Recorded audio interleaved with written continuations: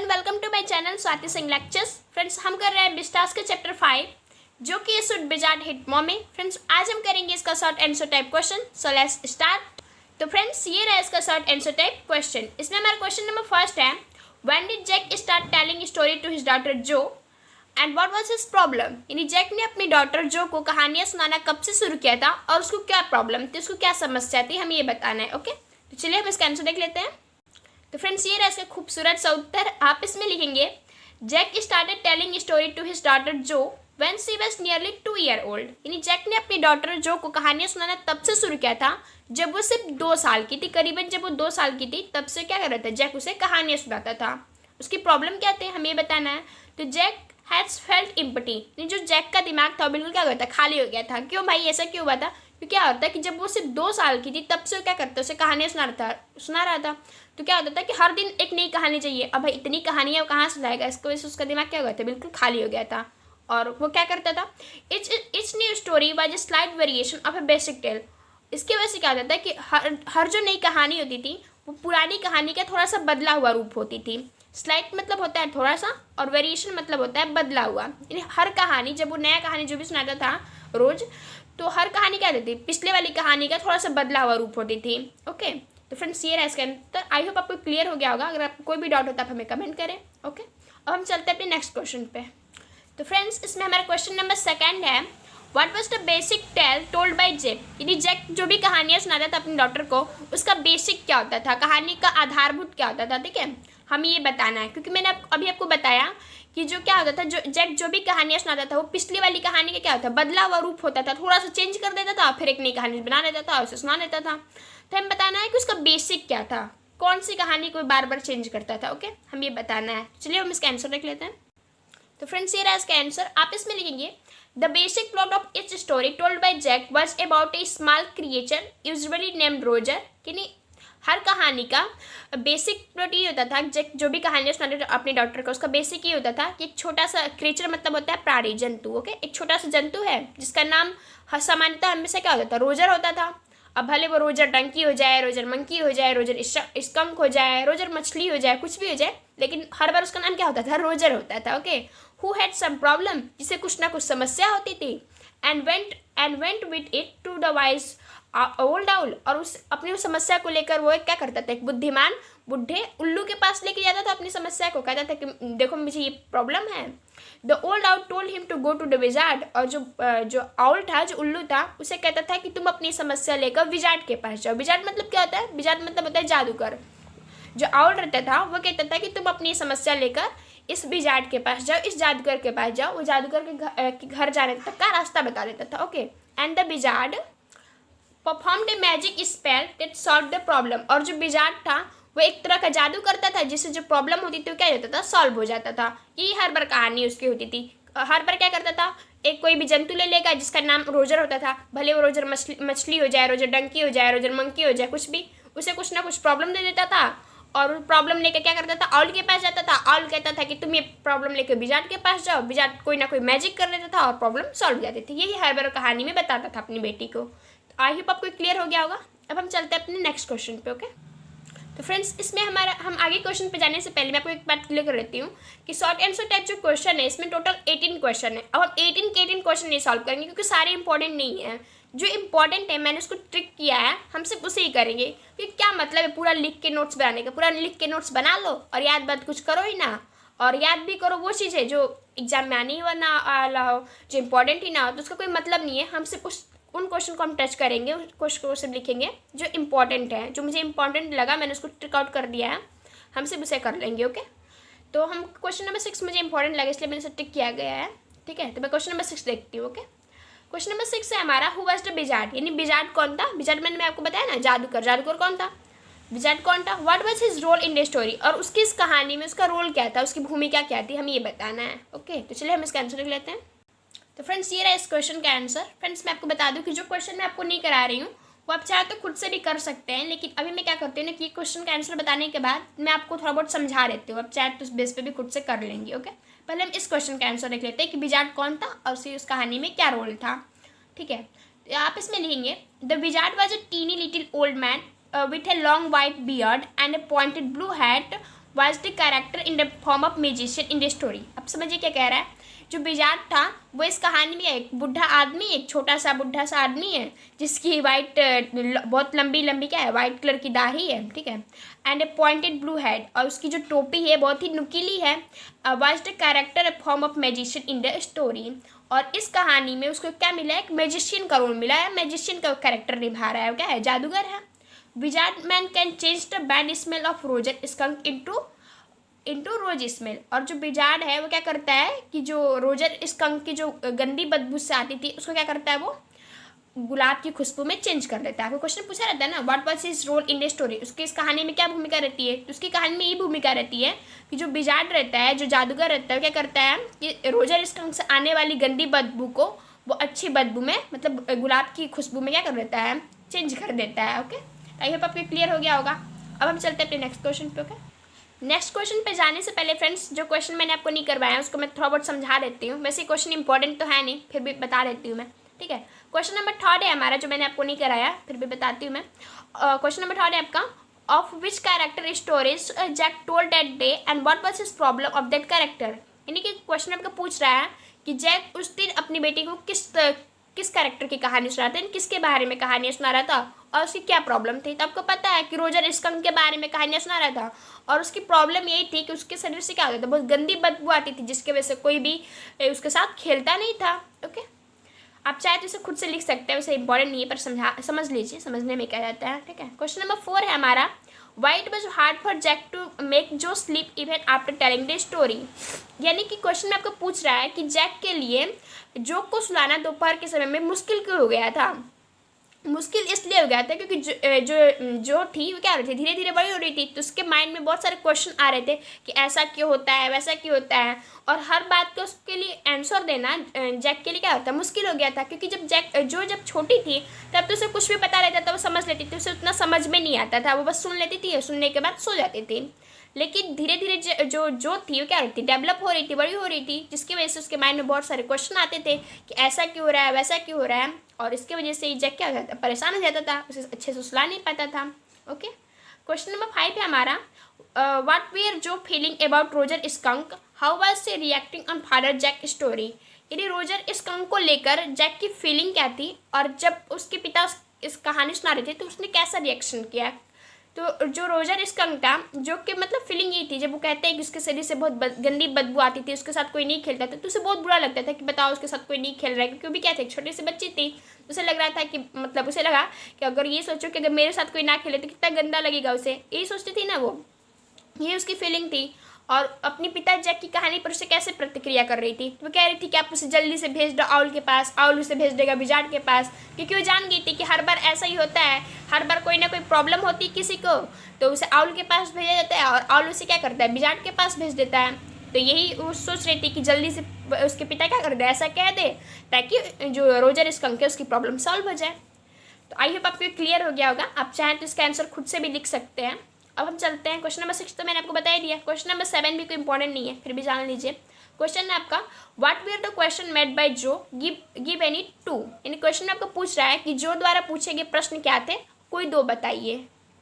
तो आप इसमें क्या लिखेंगे, जो क्या प्रश्न पूछते हैं, जो यही प्रश्न पूछती है कि ये बताइए पिताजी, मतलब अपने पापा से कहती है, उसके पापा क्या कहते हैं, जब रोजर स्कंक रहता है, जब वो विजार्ड के घर जाता है तो देखता है कि उसका सामान क्या पूरा बिखरा हुआ है, तो जो रहती है क्वेश्चन से पूछते हैं कि क्यों उसके घर में कोई इंसान नहीं है ताकि वो सफाई कर सके।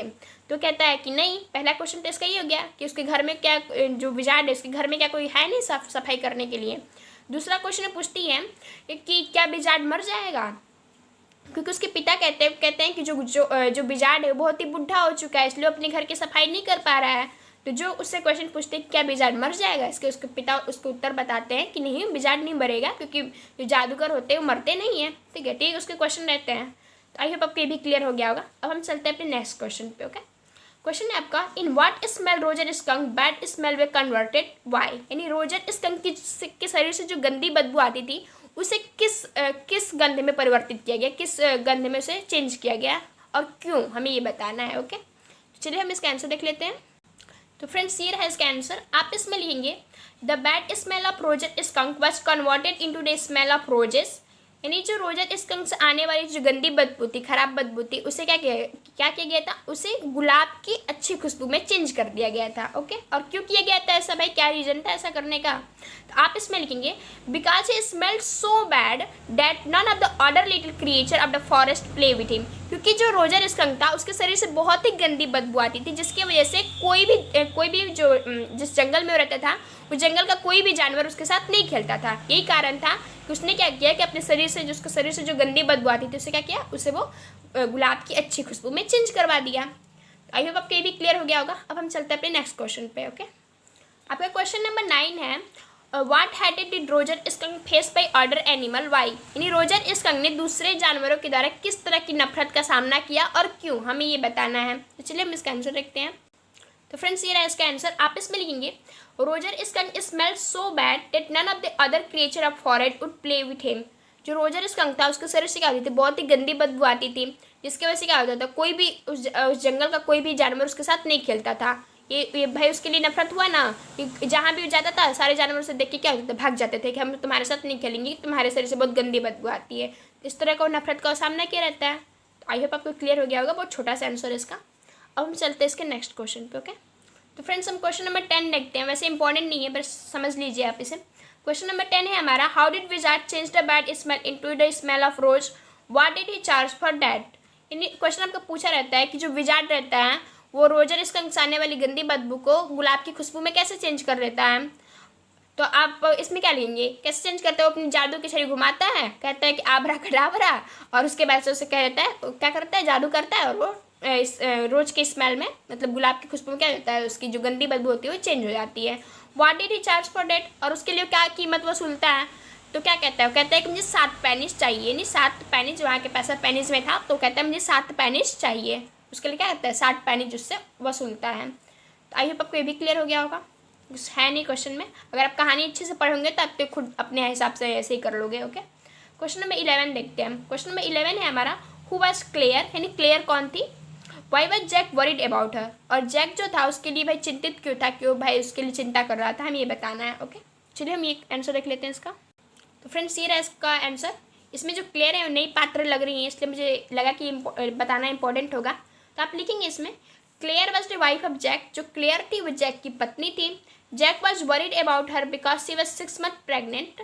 जो जैक था वो उनको लेकर यानी क्लेयर को लेकर बहुत ज़्यादा चिंतित था, क्योंकि वो 6 महीने की प्रेग्नेंट थी।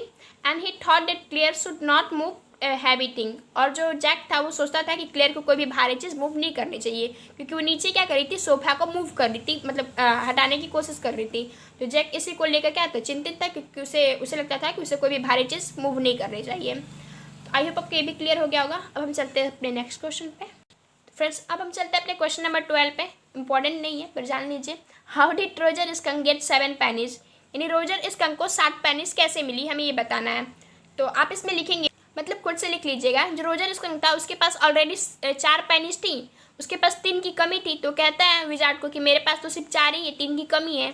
तो विजार्ड कहता है कि तुम क्या करो कि तुम सीधा जाओ, तुम्हें एक मतलब रोड पे क्या करो, सीधा जाओ, तुम्हें एक जादुई कुआं मिलेगा, उसमें कि 3 चक्कर लगाओ और तुम्हें क्या हो जाएंगे, वहाँ पे 3 पेनिस मिल जाएंगे रखे हुए, तुम उसे ले आके मुझे दे दो। जो रोजर स्कंक रहता है वो भी ऐसे ही करता है, वो सीधा जाता है, कुएं के 3 चक्कर लगाता है, उसे 3 पेनिस मिल जाता है, उसे ले आके दे देता है, क्योंकि 4 पेनिस तो उसके पास ऑलरेडी रह रहे होते हैं। इस तरह से उसे क्या होता है, पूरे 7 पेनिस मिल जाते हैं। तो आई होप आपको क्लियर हो गया होगा, कुछ इंपॉर्टेंट नहीं है ये, बस ऐसे ही है। पर आगे क्वेश्चन पे चलते हैं हम अपने नेक्स्ट क्वेश्चन पे। नेक्स्ट क्वेश्चन है आपका question number 13, why did the mother of Roger Skunk go to the wizard, यानी रोजर स्कंक की जो मम्मी रहती है वो जादूगर के पास क्यों गई रहती है, हमें ये बताना है। चलिए अब जानते हैं हम इसका आंसर। तो फ्रेंड्स ये रहा इसका आंसर, आप इसमें लिखेंगे, पहले हम जानेंगे भाई रोजर स्कंक की मम्मी को क्यों जाना पड़ गया विजार्ड के पास, चलिए जानते हैं। तो आप इसमें लिखेंगे, the mother of Roger skunk was very incensed at the change made in the smell of skunk, यानी जो रोजर स्कंक की जो मम्मी थी वो बहुत ही क्या थी, इनर्स्ड मतलब होता है गुस्सा होना, ठीक है, खफा होना, गुस्सा होना। जो रोजर स्कंक की मम्मी थी वो बहुत ही गुस्सा थी, क्योंकि स्कंक की जो खुशबू थी वो क्या गई थी, बदल गई थी। सी रिसेंटेड इज स्ट्रेनली, रिसेंटेड मतलब होता है, रिसेंटेड मतलब क्या होता है, रिसेंटेड मतलब होता है विरोध करना, और स्टर्नली मतलब होता है कठोरता से। उन्होंने क्या किया, स्कंक का जो रोजर स्कंक था उसको कठोरता से क्या किया, विरोध किया। मैंने कहा कि तुम गलत किए हो, तुम्हें अपनी जो तुम्हारे शरीर से जो खुशबू आती थी उसे नहीं चेंज करना चाहिए था, क्योंकि रोजर स्कंक के शरीर से वैसी ही खुशबू आनी चाहिए था, इसलिए उन्होंने क्या किया, उसका विरोध किया, कहा कि नहीं तुमने जो किया है वो गलत किया है। He took an umbrella in her hand, उन्होंने क्या किया, अपने हाथ में एक अम्ब्रेला लिया and went to see the wizard, यानी क्या करती हूँ, अपने हाथ में एक अम्ब्रेला लेती हैं और विजार्ड को देखने के लिए, विजार्ड को मिलने के लिए क्या करती है, चल देती है। और आपको पता है इसका क्या होता है, इसका क्या होता है, वो जाती हैं अपना अम्ब्रेला, जब विजार्ड को देखती हैं तो अपना अम्ब्रेला उठाती हैं, विजार्ड के सिर पर एक अम्ब्रेला दे मारती हैं और कहती हैं कि तुम क्या करो, रोजर स्कंक की जैसे खुशबू उसके शरीर से आती थी, जैसे बदबू आती थी, वो दोबारा तुम क्या कर दो, उसी में चेंज कर दो। पर हमें वो सब नहीं लिखना है, बस इतना ही लिखना है, जितना काम बढ़ता है उतना मैंने आपको लिखवा दिया। ओके, अब हम चलते हैं अपने नेक्स्ट क्वेश्चन पे। तो फ्रेंड्स हमारा क्वेश्चन नंबर 14 है, what did Roger skunk and his family at when skunk father return from Boston, यानी क्वेश्चन आपका पूछ रहा है कि रोजर स्कंक के जब पिता जो रहते हैं, जब बोस्टन से आए रहते हैं, तो रोजर स्कंक और उसकी फैमिली ने क्या खाना खाया रहता है, हमें ये बताना है। अब खाना का नाम सुनकर आप लोग को तो भूख नहीं लग गया ना, अगर लग भी गया हो तो खाना खाने मत जाना, पहले पढ़ाई कर लेना, उसके बाद से खाना खाने जाना। ओके, तो चलिए जान लेते हैं कि जब रोजर स्कंक के जो पिता रहते हैं, जब वो बोस्टन से आए रहते हैं, तो रोजर स्कंक और उसकी फैमिली ने क्या खाना खाया रहता है, क्या खाते हैं, सब हमें ये बताना है। ओके, चलिए हम इसका आंसर देखते हैं। ओके, तो फ्रेंड्स ये रहा इसका आंसर, आप इसमें लिखेंगे when skunk father return from Boston, यानी जब रोजर स्कंक के पिता जब बोस्टन से वापस आए रहते हैं, Roger skunk and his family ate, यहाँ पे एट होगा, वर्ब का सेकंड फॉर्म लगेगा, पास्ट इंडेफिनिट एट। ओके, ध्यान दीजिएगा, Roger skunk and his family ate lima beans, celery, लीबर, mashed potato and pie of my for dessert, यानी क्या सब खाए रहते हैं, लीमा बीन्स खाए रहते हैं, कैलरी खाए रहते हैं, लीवर खाए रहते हैं, मैस्ड पोटैटोज खाए रहते हैं, और मिठाई के रूप में, डिजर्ट मतलब होता है मिठाई, मिठाई में पाई और माई मिठाई खाए रहते हैं। अब आई डोंट नो किस तरह की मिठाई है, बुक में था तो मैंने लिखवा दिया, इस तरह की क्या करते हैं, सब खाए रहते हैं, अब जो भी उनका खाना वो खाए रहते हैं। ठीक है, तो आई होप आपको ये भी क्लियर हो गया होगा। अब हम चलते हैं अपने नेक्स्ट क्वेश्चन पे। तो फ्रेंड्स इसमें हमारा क्वेश्चन नंबर 15 है, how did Jack family end of the story, यानी जैक ने अंततः अपनी कहानी का अंत कैसे किया, किस तरह से करता है कि अब ये कहानी समाप्त हो गई, कैसे कहा रहता है हमें बताना है। ओके, तो चलिए हम इसका आंसर देखते हैं।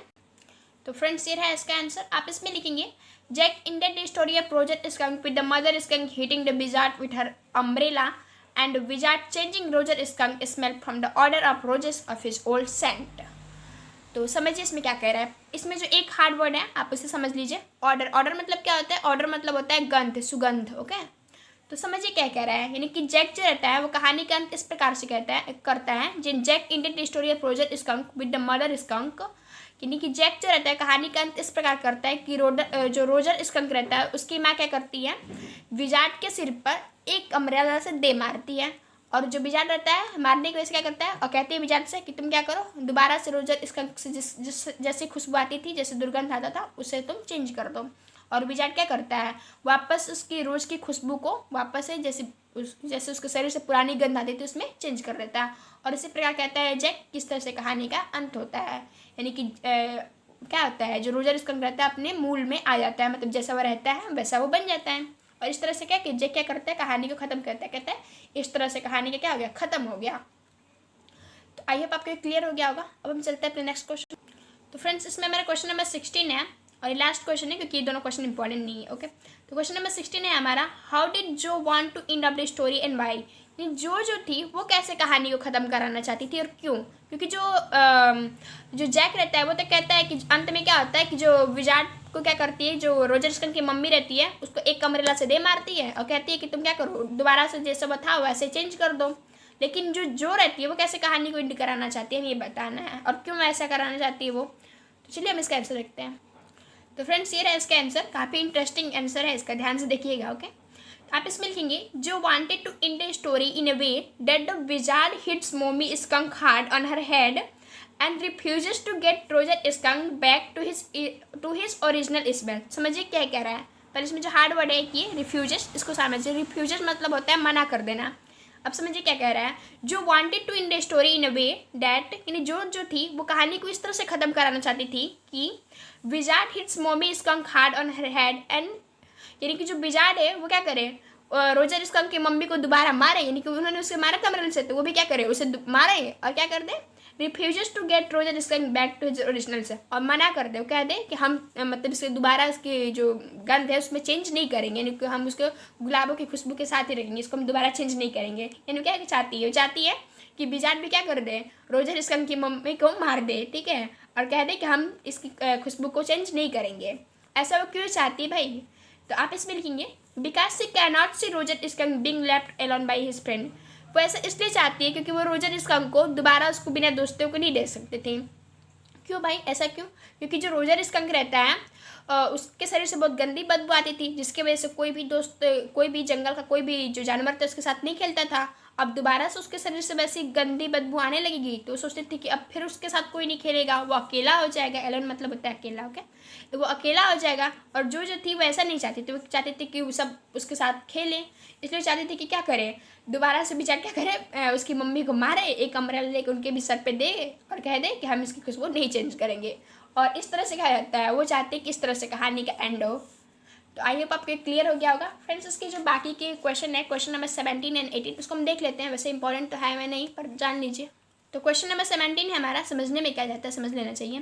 क्वेश्चन नंबर 17 है हमारा, what did Jack find when she went down stair. यानी जो जैक रहता है जब वो सीढ़ियों से उतर के नीचे पहुंचा रहता है तो उसने क्या पाया रहता है, वो देखता है कि उसकी जो पत्नी रहती है क्लेयर, वो घर की सफाई कर रहती है, सफाई नहीं कर रही थी, पेंट कर रही होती है। अलमारी की क्या कर रही होती है, पेंट कर रही होती है। हाउ वाज, क्वेश्चन नंबर 18 है आपका, how was Claire busy, what did Jack want to do at last. इन जैक जो थी, अरे क्लेयर जो थी वो कैसे व्यस्त थी, कैसे बिजी थी, और जैक क्या करना चाहता था। जो क्लेयर थी वो कैसे व्यस्त थी, वो क्या कर रही थी कि वो अलमारी को पेंट कर रही थी, घर को पेंट कर रही थी। और जैक चाहता था कि वो उसकी मदद करे, लेकिन वो कर नहीं पाता है क्योंकि क्या रहता है, बहुत थक जाता है। वो जो कहानी सुनाते सुनाते बहुत थक गया रहता है, उसके हर चीज़ का आंसर रहते रहते, तो उसकी मदद नहीं करता है। लेकिन अंत में क्या करना चाहता था, वो चाहता था कि वो क्लेयर की हेल्प करे। तो आई होप आपको ये भी क्लियर हो गया होगा। तो फ्रेंड्स आज ये चैप्टर का एंड हो गया। आपको वीडियो कैसी लगी हमें कमेंट सेक्शन में जरूर बताइएगा। अगर अच्छी लगी तो लाइक करें, अपने दोस्तों के साथ शेयर करें, चैनल को सब्सक्राइब करें। Thanks for watching this video.